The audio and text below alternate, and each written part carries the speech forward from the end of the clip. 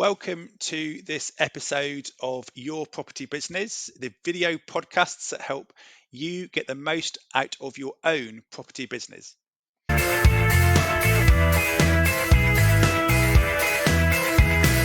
It's another example, I think, Tristan, of putting yourself into the circles, because you just get taken, those circles will take you somewhere else. So thanks for that. So I'm just going to sort of bring us a little bit more into sort of now.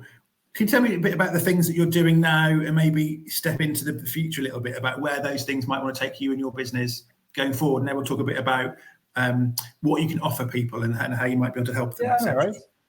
So with it, as I said, the business has evolved, and you take it, for example, I'll explain one project I did last year, and then that'll kind of explain how we got into what we're doing now.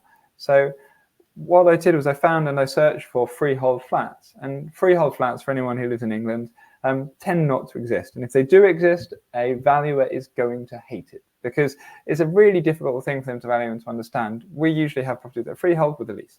So I found these, I ended up getting in touch with someone, building a half decent contact, and I ended up buying 5 flats without planning permission for about £300,000, and they were in Norwich. So if anyone knows Norwich, they'll realise that a one-bedroom flat is worth anything probably about on the very bottom end of it, 100 to probably 120, and a 2-bedroom flat is probably worth anything between 150 and 180. So we've got quite a deal, but it quickly made me realise, well, I can buy one deal and I have effectively got 5 in one go. And I was like, well, the principles were exactly the same as my HMO. I knew how to get a lawful development certificate from my HMO to make sure I got planning permission in Article 4 area. The exact same information was required for that. So then it got me thinking, okay, well, if we're looking to do deals where you can try and end up with as little cash left in as possible, how can I do that? And then that's where I've kind of looked at more of the development side. So to give you an idea, one project that we've just done this year, and it's the one that I've got in for Property Investors Awards, and fingers crossed we get an award at the end of this one. But with the deal, we bought a kebab shop and a restaurant, and the restaurant had a flat above it. And with the flat above it, weirdly, part of it was supposed to be dining space for guests. But there's no way in heck you're going to ever get anyone up there, and they hadn't been used like that for 10 years. But the same principle applied. I used the lawful development certificate I learned from doing an HMO, which I've now learned how to do in my commercial property, which to establish planning on a property I bought the year before, to then be able to confirm that I've got a 3-bedroom flat. And so I'm just using those steps. So then with the property, we ended up converting the back of it into a 6-bedroom student HMO. We've got the front downstairs now as a micro pub. Okay. So fingers crossed they're going to enjoy it. And then we've got next door, we've got the kebab shop. So the kebab shop we're looking to convert hopefully into a 2-bedroom Airbnb, which should be pretty good. And again, that's tapping into, as I said earlier, is I know how to do an HMO. So an Airbnb is not going to be that much of a step. And if you then call up the right people and you speak to someone like Liam from Ginger and Gold or Tom Pryor, and you have a word with them and see roughly what they want and what they expect from the property, and you've only got to look online to see what other people are doing, and then you build out and kiss out your property like that, then you then pass it over to someone like, if I was to have, we've got properties managed by Chris, and you find an expert who's going to look after the properties. Right? So been doing those. We've got, so King Street is the next project coming up on that side of things. I've got a project just out on Yarmouth Road in Norwich, which is, it was an office. It's being turned into 6 flats. So we should be into 4 3-beds and 2 2-beds.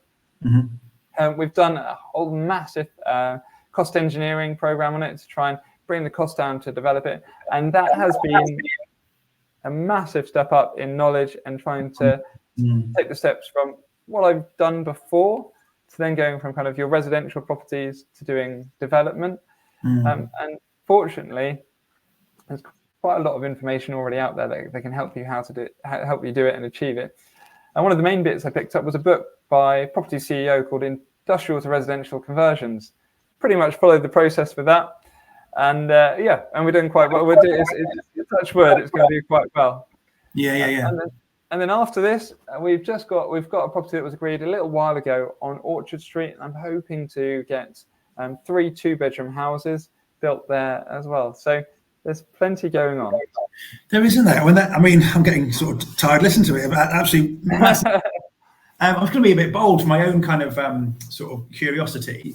If you put your head 5 to 10 years into the future, what do you see that looking like now? It might be a slightly unfair question, but have you got a sense of, because where you've come from, where you are, is obviously a jump, and who knows what the next decade will hold. But have you got a sense of what you want your business to do for you and what you want it to do? So I think it's important for anyone, anyone who's got a business, a side hustle, or whatever, to sit there and think, well, what do I want to achieve? And and this comes full circle. But one of the bits, I was at your event ages ago, and I said to people, I was like, well, look, if you want to go and achieve something, if you want to get a new car, well, actually, how much is the car worth? Okay, well, then is that, say, doing a flip? Or if you sit there and think, okay, I want to earn an extra, £2,000 a month, then I can choose to work. Well, what does that look like? Does that look at like 5 buy-to-lets, 2 HMOs, and trying to work it backwards? So what I've done is, and I've got to update it for this year, for next year, but each year I write a business plan and a strategy of roughly what I want to do and roughly how I'm going to get there. And admittedly, this year hasn't gone as well as I'd like. And I'll say that because interest rates have been high. I've got a couple of flips that have kind of a little bit stuck and they haven't kind of sold.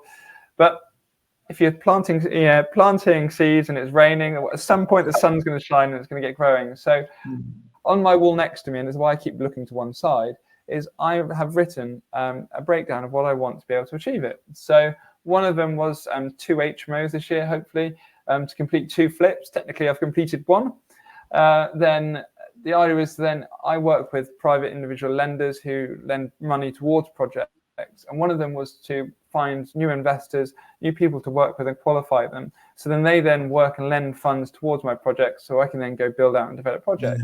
Yeah. And so I've broken that down roughly, number of lenders, what the average person has lent me before, so how many people I need to meet to then work out how much I need to raise, how many commercial conversion units I'd like to do. And then one of the bits is to do a commercial conversion, you need to be able to get leads coming in. And so my other bit was I would like to retain 2 commercial agents on like a fee basis. So when they have a property that is completely off market, they would come and talk to me. And that was all about, okay, well, you break everything down to what I want to achieve now. So the answer to in 5 to 10 years, I haven't quite got that far on my list of things on the wall, but in my business plan, I had put it to stage that I wanted to be doing, I think probably about 50 commercial conversions and building units a year. But knowing how stressed I've got this year, I think I'd quite like more work towards picking up opportunities where you've got options for asset management. So if you're picking up commercial properties that have already got other, say, units in the building or areas where you can extend onto the back of them and create value that other people just simply haven't noticed. It's a complete shift again, but that would be really interesting, and also stick with the commercial conversion side of it. But hopefully in 5 years' time, I will be Tristan, CEO of Zebra Invest. So